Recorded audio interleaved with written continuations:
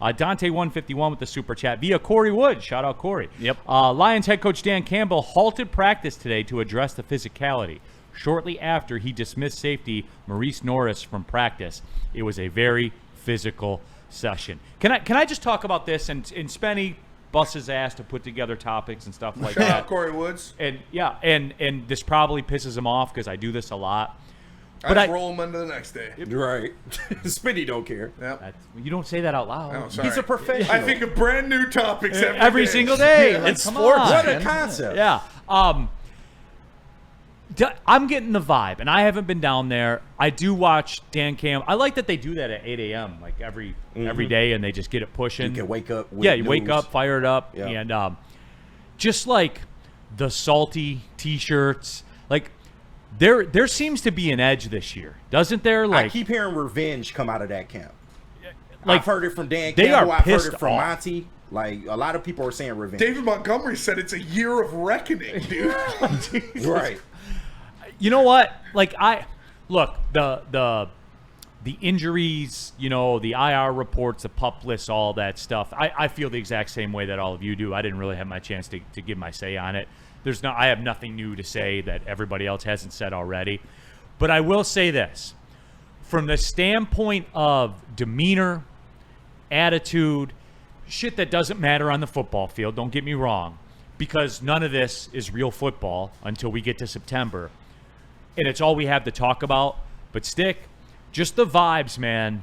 Dan Campbell, these guys, they're pretty pissed off, dude. They seem like it anyway. Yeah. I was texting Corey because, you're like, hey, did Dan Campbell really shut down practice? He said, oh, yeah, he was pissed in all caps. And I was like, was this just kind of like a motivation? Because you know how coaches are. Yeah. This isn't the energy I want. We're going to shut down. Like, I've played for coaches like that down. where, they're kind of bullshitting you. But no, he confirms that he saw it and he just stopped practice. And then Mo Norris hit somebody. Can't remember who he hit, but he was throwing punches in practice, and he threw him out of practice. So yeah, to your point, the pressure's ratcheted up this year. Like, we've had a nice ramp up of a honeymoon period, and that's exactly how I'll describe the last 2 years, especially the 2 years ago we made the run to the NFC Right. Championship. That was fun. Oh, this is fun. It was organic. It's light. Yeah. It feels good. Oh my God, it's the light shining on Yep. us for once in my whole life. It's good ethical fun. Then last year, the regular season,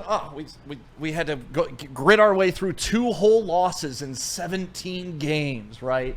Then you get the playoff disappointment. And now it's no longer a feel-good story. It's, okay, we had a shot 2 years ago. We didn't even get close last year. And this is what I was talking about. Like, them getting a bye last year almost hurts them in the narrative because now it's been 2 years since they even won a playoff game. That's the way this works, man. I get it. At this level, it's the way it works. But the bye hurts them because if they went out and beat the Bucks last year in the first round, it'd be like, oh, well, Dan Campbell's won a playoff game every year. But no, they didn't win a playoff game. We're going to go on 2 years without a playoff win here in Detroit coming up. And that pressure's mounting. These guys are feeling, oh, my God, the window I don't think is closing, but it's no longer giving you that fresh breeze that just feels good. Now it's, we better get to fucking work or we're going to regret this for the rest of our lives. And I think that intensity is already showing up with Dan Campbell. And it is. And like, look, again, guys, I'm the only one that's honest about this, even though we all know the truth. Like, we're just kind of sitting here overanalyzing things that don't matter. And we got another 6 weeks of this to do this. And we're going to do it. Oh, because we all do it. It matters. That's it. Does it matter? No, not when toe meets leather in week 1 of the NFL season. It doesn't. But I think it does matter. I'm with you, Stick. I think it does matter. It does. This matters. Well, listen, it's theater. It's all a story being written, right? And, when Broderick Martin goes down like he did this morning, and we're already having Levi Onwuzurike on, IR for pretty much the whole season, it's like, oh God, this story's already coming to, like, the stress is starting to build. I already saw people posting, Anger like, sharks are starting to swim. yeah, exactly. Like, oh my God, my happiness is already being decided by lions and like stuff like that. Like, we're invested in this, and that's important. I've never seen that side of Dan Campbell. Dan Campbell, to me, has come across as a positive motivator his entire time here, right? That's kind of a dickhead motivator, which I'm not saying is a bad thing. A lot of Bill Belichick, dickhead motivator, very successful. Dan Campbell's been more of a rah-rah, we got this guy, we're a team. But now it's like, you're not living up to the standard, get the hell off the field. It's a whole different ballgame because the standard is now set. This is no longer 3-13 Lions. Well, Stick, like, the standard is set and the stakes are set. Yeah. Even bigger than that. Like, make no mistake. Last year, and Spenny and I thought we were kind of early to that party of when we got to like week 8 or whatever. Like, okay, dude, like this is it. The window's here, and for the next whatever your time frame, 3, 4, 5 years, if you don't win a Super Bowl, it's a massive, colossal failure. Yeah, and that's the way this works. And they are officially in the, as I said, the Bills, the Lions, they're in the same car right now on the same highway. And if they don't get there, then it's a massive failure and a giant waste of time. That's just the way. I can't go that far. Stick. Me and Spenny went into this. I can't go that far, man. Like I said, growing up in the gutter, watching this team, living off of scraps, I've enjoyed these past couple years, and I can't look back at them, even if they don't win a Super Bowl, and say I didn't enjoy this much better than I enjoyed 3-13, 0-16, 4-12, like 2-14. perennial top 5 picks. Like, that life sucked. I don't like that life. Now we're not living at the biggest mansion, but at least we're out of Section 8, and I'm okay with that. And mostly because I've been a Lions abused fan my whole life, and I'll accept this. If this is all I can get, I'll take it because it's so much better than what I've had. But that being said, I want the Super Bowl. I really do. But I just have a really rough time crossing that line of saying when I look back on this era of Lions football, I'm going to think it sucked. Because, like, when I look back on, like, the 08 Tigers, they didn't win it all. But that was a fun team, man. I like that team. I love Verlander. I love Miggy. I love They haven't won a World Polanco. Series in 40 years, Stick. I know. But, 40 years. But that was a fun time in Tigers baseball. Okay, you have fun. I want to win. Okay? I want to win. Now, I'm going to enjoy the shit out of this. We haven't won a World Series in 40 years. I get We've that. had this from the Lions before. We've had runs like this before. We've had NFC Championship game appearances before. One. I but- haven't. Well, yeah. I mean, I was a little kid, obviously, but it was one there. ever besides the recent one, but yeah. But that's my point, though. Is that how that No, time you of got to football? cash it in. Is that how that era of football is remembered largely? No. I agree with Stick that I look back on those Tiger teams fondly because those were awesome and a lot of my favorite players, and they had some of the best teams in the league, especially 28, 2012. Much better than the Damian Easley, Bobby Higginson, Juan Gonzalez days. But I also look back at those Tigers teams in extreme disappointment and a regret because they didn't cash one in. And both things can be true, to quote Neil Rule.